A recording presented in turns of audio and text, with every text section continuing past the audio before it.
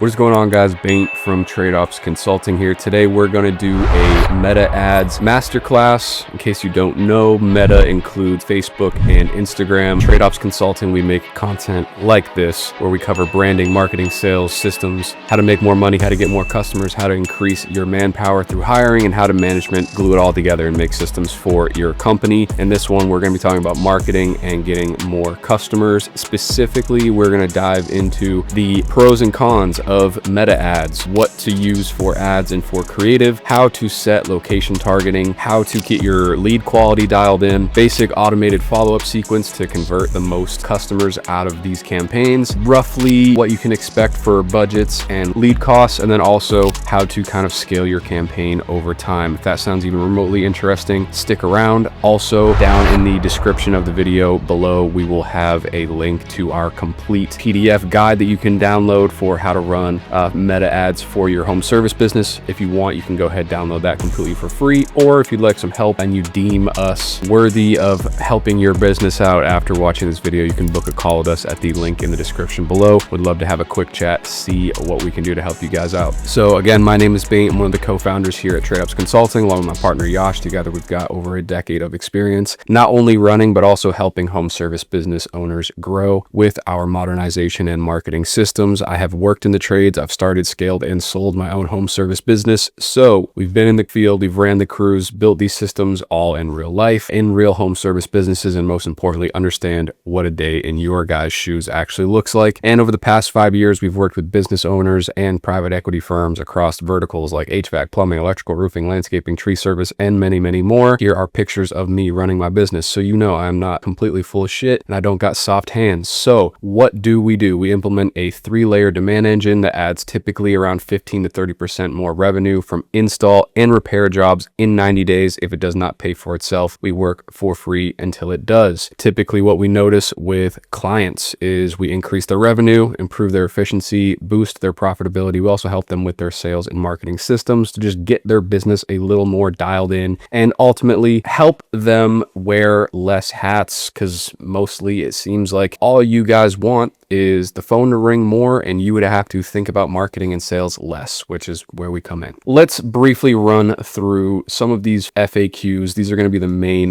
talking points of this video. We're also going to jump into an ads manager account with one of our clients as kind of a demo, so you guys can look at real numbers and know what to expect and show you guys some actual proof and some results here. So let's get right into it. Pros and cons of running Meta Ads. There's plenty of pros and plenty of cons. Like every marketing channel, typically there's a little bit of both. The pros for Meta, at least for right now, is the cost per lead. Your CPL is going to be significantly lower. In the past couple years, Google, specifically Google PPC, has gotten extremely expensive and has honestly priced out most home service businesses, especially the ones that are not as developed. So if you don't know your pricing, if you don't know your overhead, if you're not job costing and you know exactly how much you can actually afford to spend to acquire a customer, then Google is going to eat your lunch, because you have to be really kind of granular with the numbers in order to make sure that Google ads are actually going to be profitable for you. Also, typically with Google PPC, you are going to need a much higher ad budget to start with, because the cost is forwarded to you, like you get charged per click. So you have to pay before the leads are even generated. You could be getting a significant amount of clicks before you even get a lead to recoup that money back. And also they're just generally more expensive. The reason for that is Google is aware of the type of customers that they have, which are generally higher quality and also higher intent, because people that are on Google have literally typed into the search bar HVAC near me, something like that. These people are ready to buy. They have their credit cards in hand, so to speak, and they are looking for a service provider to just come do the thing. On Facebook, we have to be disruptive, and we are basically seeking to run an ad that interrupts the pattern of the person just scrolling through content. And so you need to have a pretty good positioning, a pretty good offer, and what you need to have needs to be kind of compelling in order to even stop that person from just continuing on through their content consumption. So overall, pros for meta ads is lower cost per lead. Generally speaking, you can start a campaign with less money, and those are really the main reasons why we like meta. The cons are they do require a much more ongoing management compared to a Google ad campaign. With Google, a lot more of the work is done inside the ad account, actually managing the keywords, making sure that you're trimming any fat, making sure that all of the spend is going where you want it to. With Meta, you've got way less control with the targeting, which I guess is also a con. So you've got a lot of management as far as the content and the creative, meaning the images, the videos, and the written words that are showing up in your ads. So that requires a lot more detail and ongoing kind of management and production for Meta. Whereas with Google, you make the landing page, you get a VSL or something like that set up. And once the landing page is kind of dialed in, a lot of the work that is ongoing inside of that is just mainly dialing in the actual targeting and the keywords and making sure that all of that is going smooth. With Meta, it's a little bit different. I guess the ongoing content creation, depending on who you are and your personality type and how comfortable you are, getting in front of the camera, making videos, running out scripts and ideas, and just being a little bit more of a marketer, being a little bit more of a salesperson, having a presence on camera can be really helpful. Now, in the example ad account that I'm going to show you, we are running only image ads right now. And the cost per lead in this account, if I had to make one suggestion to my client in this case, it would be to get us some video content of him in front of the camera. Now we have sent over scripts for all of that. We're just waiting for him to fill those or record the videos basically. So that is another thing, is you can run through ideas with images using AI relatively quickly. Now, a mistake that a lot of people make is they think that they should just spam their ad account with a bunch of different AI generated ads and creatives. Not necessarily best practice.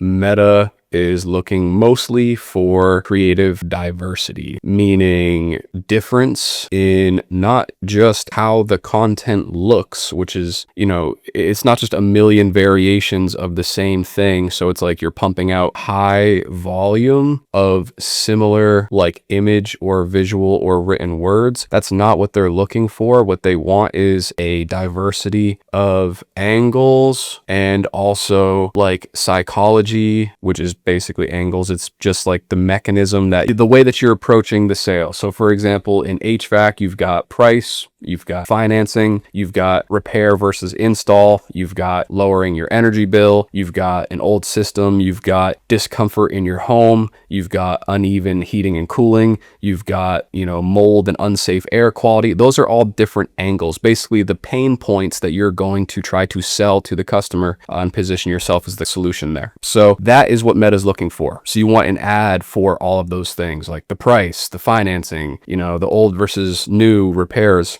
energy bill, all the different angles that you could run to sell HVAC in this case, right? So that's what Meta is looking for. So if you don't have a marketing team, someone like myself, to go in there and kind of manage all this stuff or have ideas for all this stuff. Now we've done it for HVAC, plumbing, home service businesses. So, we've kind of got our list of things that work. So typically what we do is we just send over videos and ad ideas for clients that we've already proven and tested and kind of know what they work and know what they do. That's typically where we start. Another con of Meta is the targeting. This is an issue that we're actually going to go over, and I'll show you guys kind of how we've solved it, because this was and probably still is the easiest way to kind of mess up your ad account, especially when you're first starting off. So Meta has released an update to their algorithm where they have essentially switched to a mainly AI system, I guess you could call it, where the targeting is done mostly by Meta. It's very hands-off, and it can be pretty liberal with the way that it spends, the way that it targets, how broad and outside of the range it's willing to go to find customers. And so basically, if you leave the targeting set to Meta's defaults, they are going to take a lot of liberties with how far they push your service area, what type of customer they're selling to. So it's something you need to be careful of. When we first started the campaign, the first day that we were running it, we were getting leads from, a couple states away, which obviously for a home service business is not viable. You know, you guys are mostly operating on average within like an hour radius. If you've got multiple locations, obviously it's a little different, but I will show you guys how to set up location-based targeting in your Meta account so that you can actually get those dialed in and not be getting leads from out of town, out of state, even in some situations. And that is mainly a result of Meta's kind of advanced creative, or whatever they call it, where they kind of want to push their own settings. Their goal is to basically get as much data as they can to train the AI, and they're going to use your ad spend dollars to do it. So while that might work for international brands and like people that do e-commerce, stuff like that, where they can sell products across the entire United States for a local service business, obviously it's not the case. So that is another thing. So we just talked about that a little bit, location and targeting. Let's talk about lead quality. So that is another con, I guess you could say, of Meta, is that generally speaking, most people would, if they have experience running Meta ads, will understand that the quality of people that you're getting off of Facebook is significantly lower. Generally speaking, that is why your cost per lead is going to be lower than a platform, say like Google, where the cost per lead is going to be higher, but the quality of the customer is going to be higher. Again, it's a you get what you pay for sort of thing. But where Meta definitely makes up for it is the volume and the price. You're able to kind of get your feet wet with paid advertising a little bit easier and with less financial consequence or risk than you would on Google. When it comes to like budget and lead costs, even for HVAC, plumbing, stuff like that, where you've got anywhere between like a $4,000, $5,000, $6,000 ticket price to maybe even units that are exceeding, you know, 20K for like new installation projects, stuff like that, you can start getting leads for those types of projects, even with like a 2K per month budget spent on the platform. That's overall pretty decent. I mean, 2K as a ad spend budget on Google might only even get you like, you know, 10, 15 leads, something like that. Depending on how good your sales process is, Google, a lot of times you're just going to get priced out. So that's another thing, is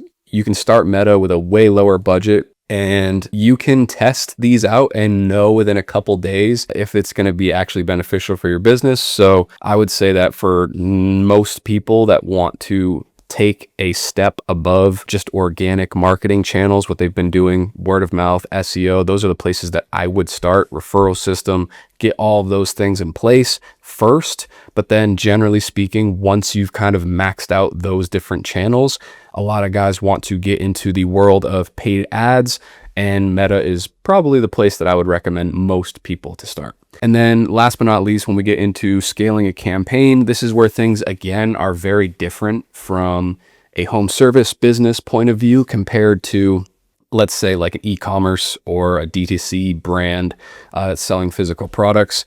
Scaling a campaign can happen pretty quickly for home services because a lot of times, again, the targeting is very limited to a small area.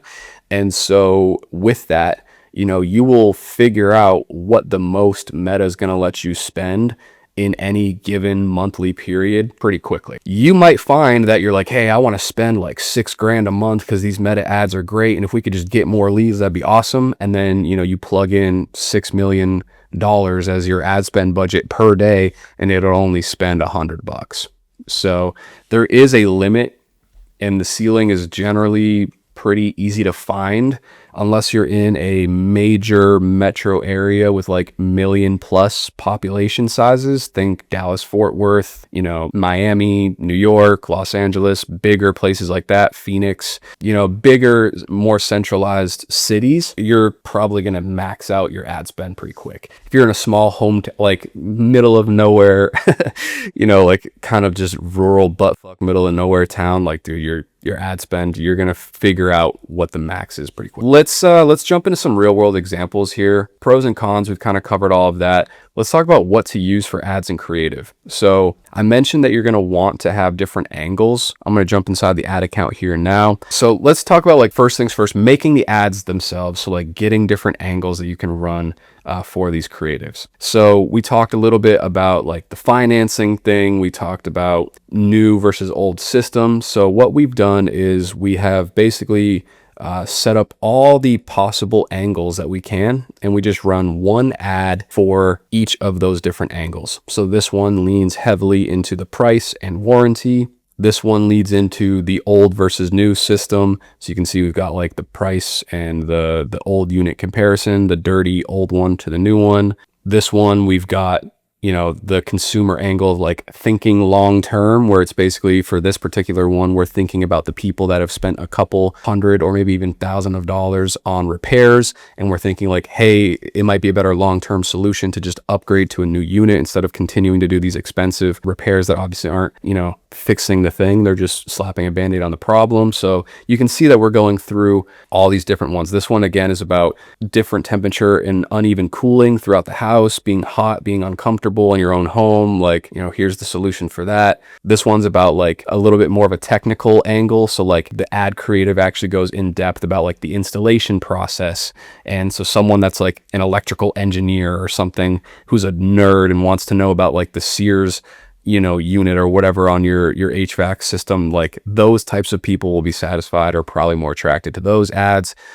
Here's another one that's like basically about, you know, beating the heat and also kind of getting in front of the line as far as the fact that everyone knows that as soon as summer hits and there's that first 90 or 100-degree day, the AC companies are going to be all booked out. And if you have an issue with yours, you're not even going to be able to get these guys on the phone to schedule any sort of repair or replacement. So it's like, hey, you know, it's spring, sort of getting into summer now. So like get ahead of the ball and jump in and, you know, get your system fixed now instead of waiting. This is another pretty similar one to what we just talked about.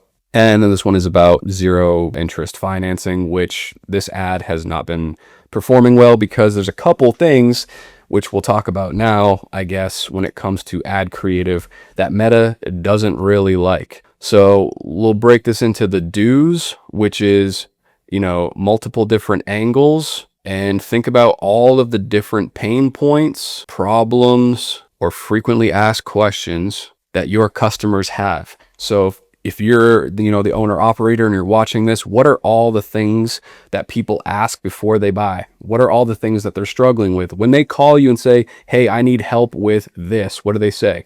Is it my unit shut off? My AC is making funny noises. It's really hot in my attic and I can't, you know, breathe. And, you know, all the reasons why people call you, those are angles, right? Those are things that you should be running in your ads. And you want to make videos, pictures, images, written copy addressing those individual angles. Some don'ts. One thing that has been extremely frustrating, especially for running lead generation ads for home services, because you do need to collect customer information. And especially since Meta is, you know, if you let it, will hand you a ton of cheap, unqualified tire kicker leads. We do need to do financial, location, and other qualifications to lead out or to weed out lower quality leads. Now, the don'ts is financing, home ownership, sometimes like location, and personal situation. These are the biggest issues that we've run into when it comes to getting our ads rejected. So basically, Meta has their own sort of terms of service when it comes to what they allow to run ads on.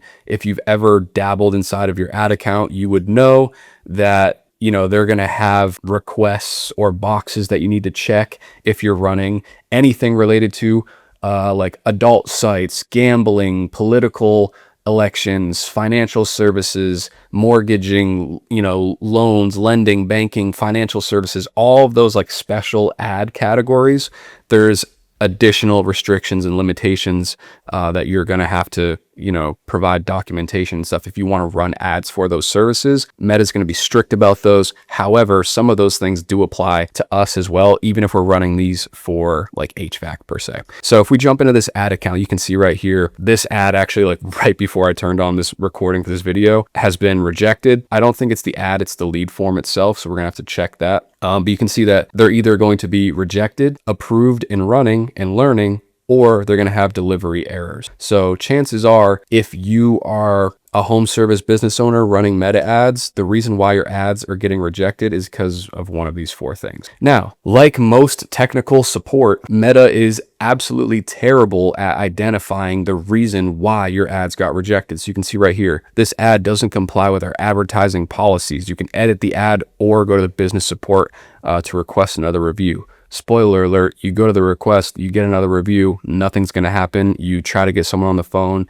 you talk to the AI chatbot robot, you're never going to sort this shit out. Like, it's terrible. So you basically have to guess and check and just keep publishing new ads if they keep getting rejected. Now, we've sort of got it down to a point now where we understand what the ads that are getting rejected all kind of have in common. And generally, it's because of one of these things where we ask a question about financing or we mention financing in the ads. Generally, that's just kind of a no-no. One thing that we did was we went through and trimmed out all mentioning of financing in our copy. However, there was still some images like this one where it says starting price, financing available. See, if we have financing in the actual image itself, that is also going to disrupt the performance. Personal information or personal situation where you can't say like, if your house is hot, call us today to get your HVAC system replaced. Anything that's like you, your family, like directly making an assumption about someone's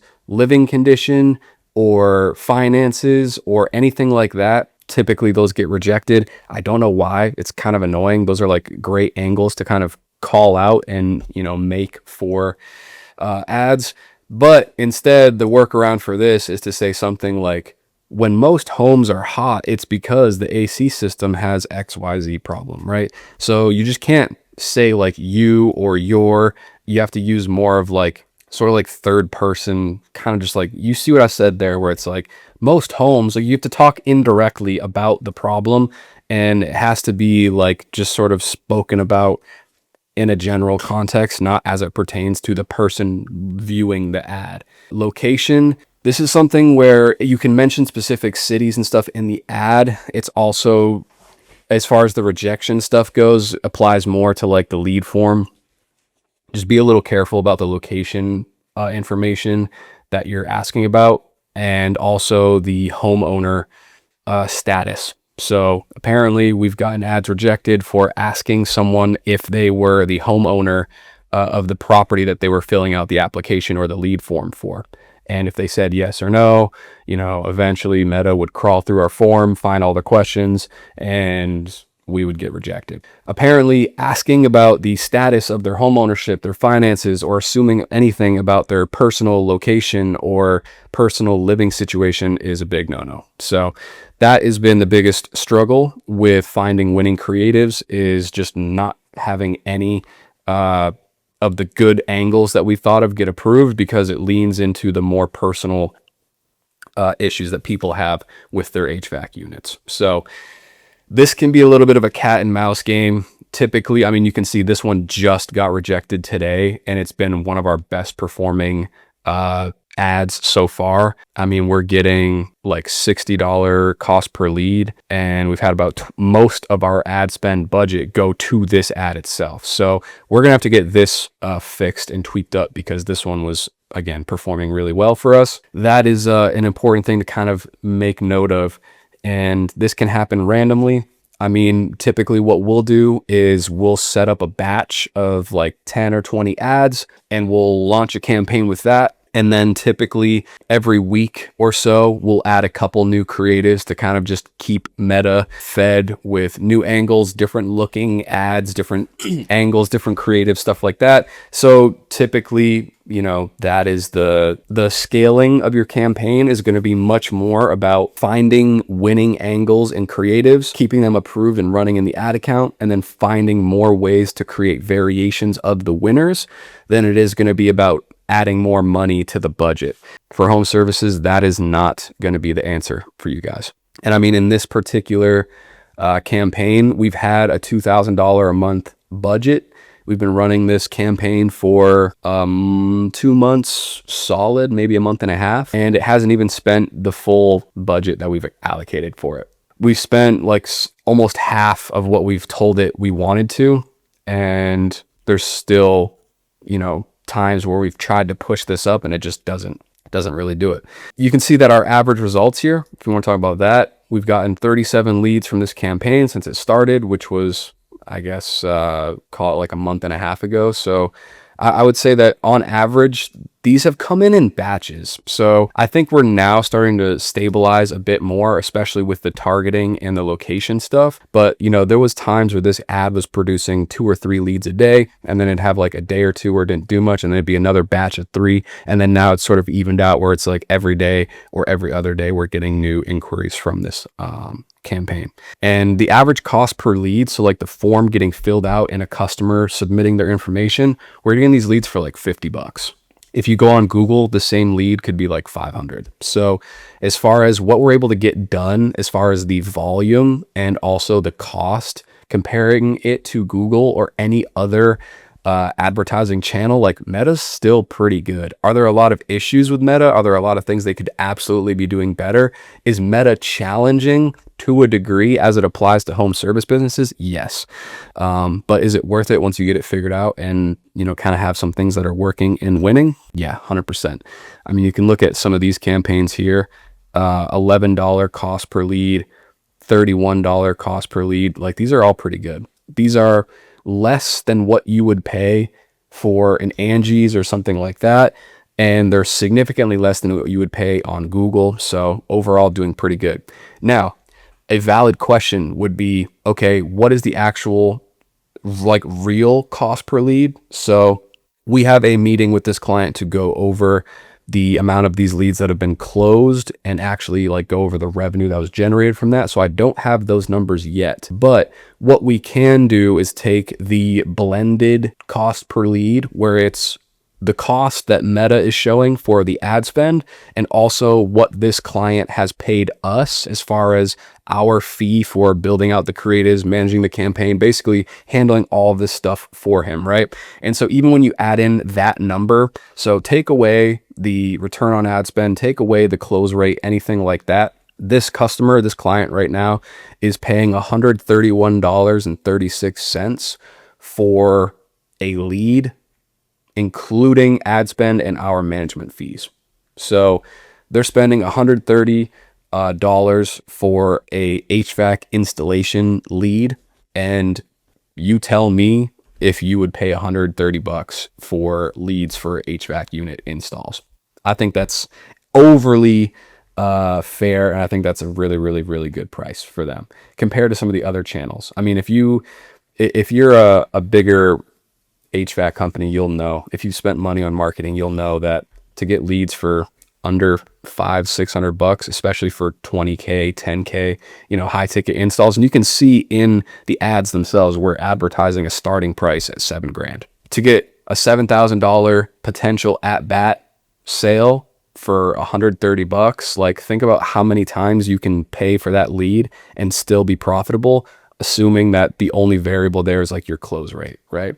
What's your close rate? How many leads out of 10 are you going to actually sell? Well, take that number, divide or multiply it by 131 and see that's kind of like what your cost to acquire a customer would be. Something along those lines. That's overall pretty decent. One of the things we enjoy about meta ads is that cost right there. What else do we need to talk about? Okay, I'll show you guys the location targeting, how to set that up, and we'll also go over how to filter out lead quality, because that kind of, those two things go together with the targeting and stuff like that. First things first, for filtering out quality, you can see that in a lot of our ads, we have the pricing on the actual ad itself. So you can see complete system replacement starting at $7,000 basically. Now, having your pricing be transparent in the ads is a great way to filter out lead quality, because obviously anyone that doesn't have $7,000 to spend is not even going to take the time to fill this form out, right? So you can do it with price, you can do it with location, you can do it with other qualifications, but those are the two easiest ones to do. The price can obviously be done in the ads, in the creative, in the copywriting, but let's also take a look at the targeting itself. So we use instant forms for this.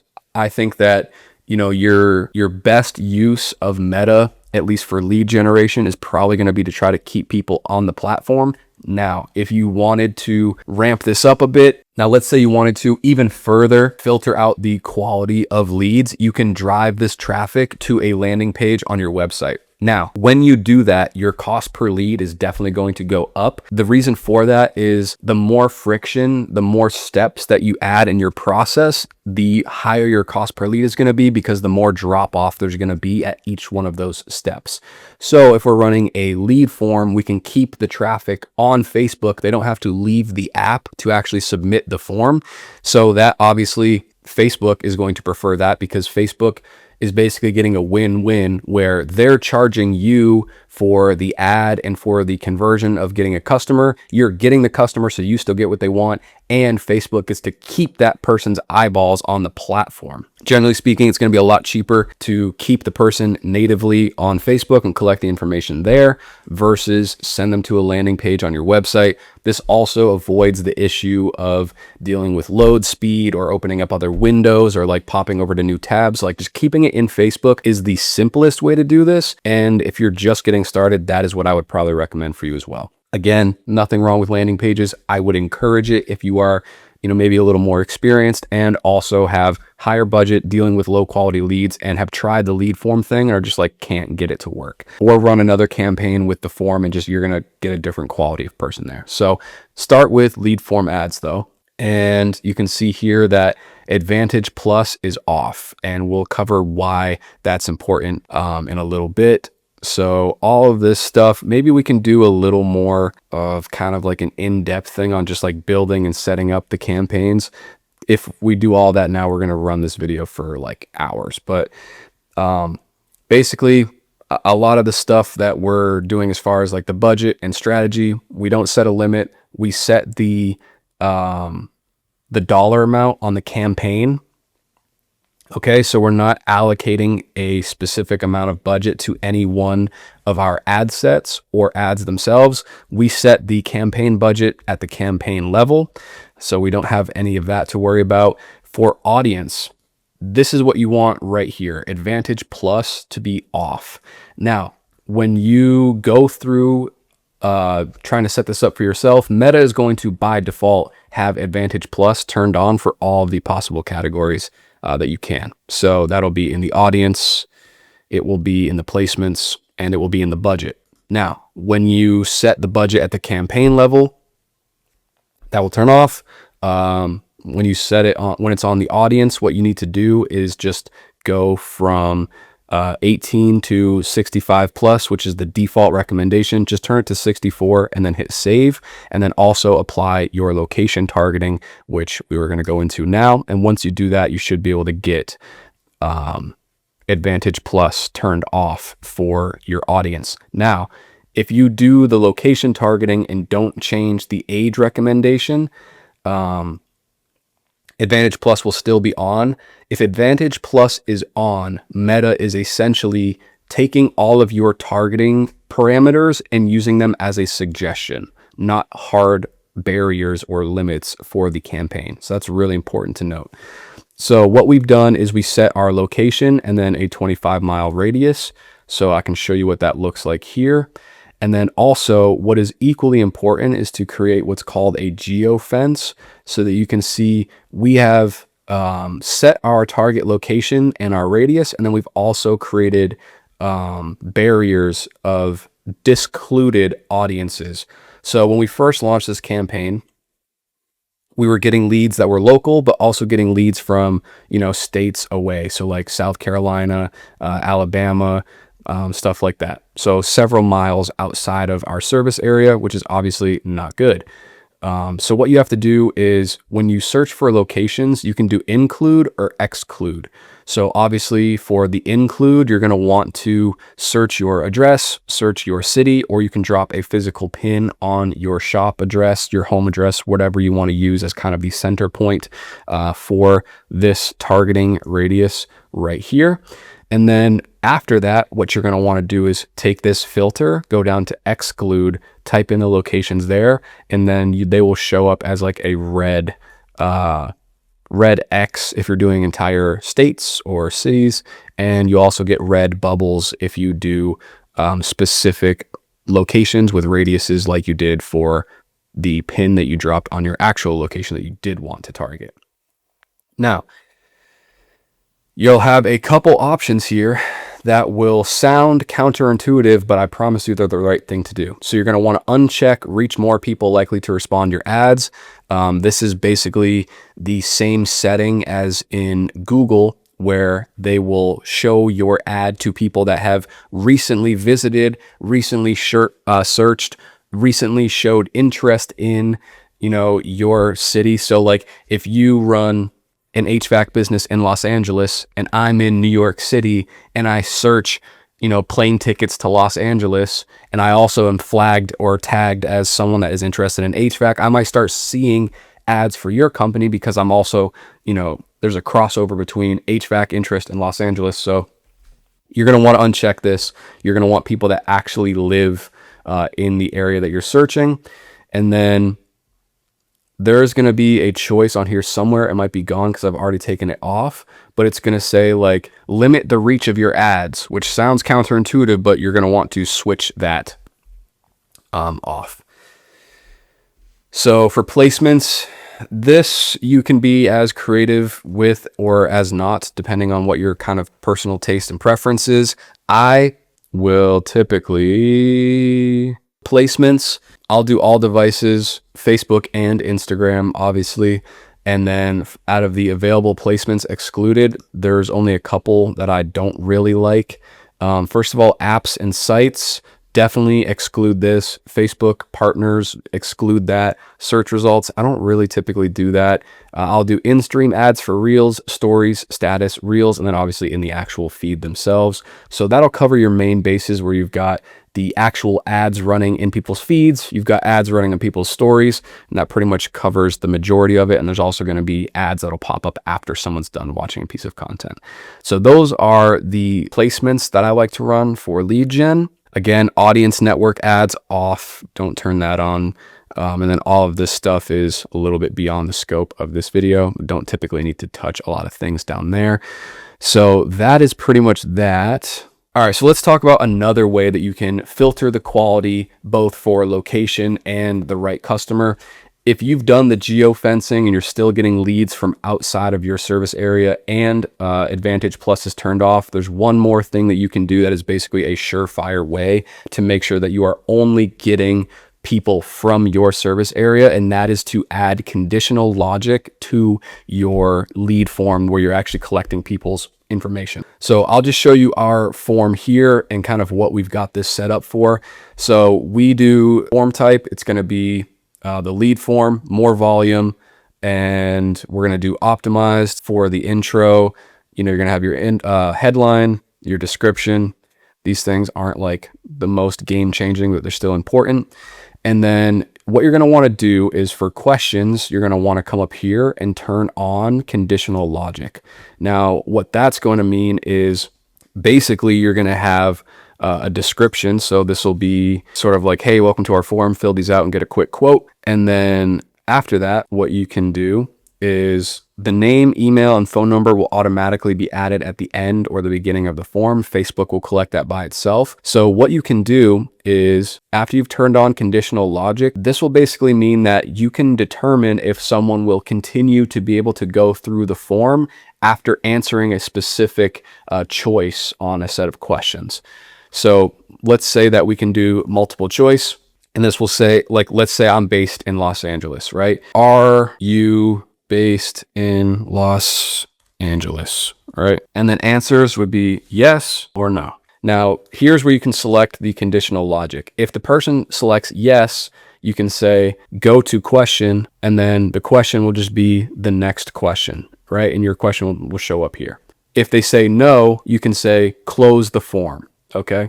And this will send them to an end screen that says, hey, sorry, we only service people in XYZ area. If you think we've made a mistake, go to our website and check and see if your service area is available. That's what we typically do for the people that get disqualified from this question. But basically what you can do is have this as your first or second question. And this will basically automatically by default weed people out that aren't actually in your location. So even if Meta is still showing your ads to people outside of the geofence that you've created, this will be your second layer of defense against getting leads from outside of your service area. Now, let me tell you about the first time that we set this up for a campaign. It stopped generating leads for probably like 1 or 2 days, which was kind of like, uh-oh, did we throttle the targeting too much? Did we get a little too aggressive with the restrictions? And the answer to that, in my own anecdotal kind of experience or opinion, is that Meta has a pixel. It is going to be trained on the data that it gets fed. So if Meta, which their goal is to give you as many customers at the lowest price as possible, if they know that they can get you cheap leads by giving you people that are out of state, but they're high intent, ready to buy customers, they will do that. Now, when you start to restrict the targeting and say, hey, we can only run ads in this area, Meta's going to have to rethink its entire algorithm, right? Now, it might start trying to outstep the geo-fence, but then when those people start to select no on the form and get rejected from the ad, they don't get counted as a lead.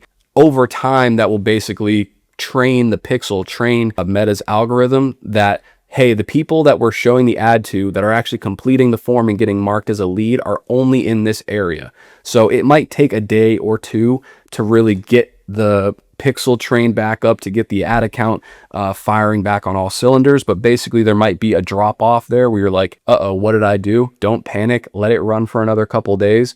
And basically what's happening is the algorithm is retraining, because it was sending you people from all over the place, just going for the lowest cost, highest intent lead. But now it's like, hey, we need to pay more attention to the location. So if you don't have this particular step set up from the beginning, which if you're watching this before you started running ads, good for you. You've just saved yourself a step there. But basically I would set this up from the jump. But if you haven't, be willing to be patient and have a couple days where maybe results are not the same as what they have been in the past. So that's typically what we'll do for the form.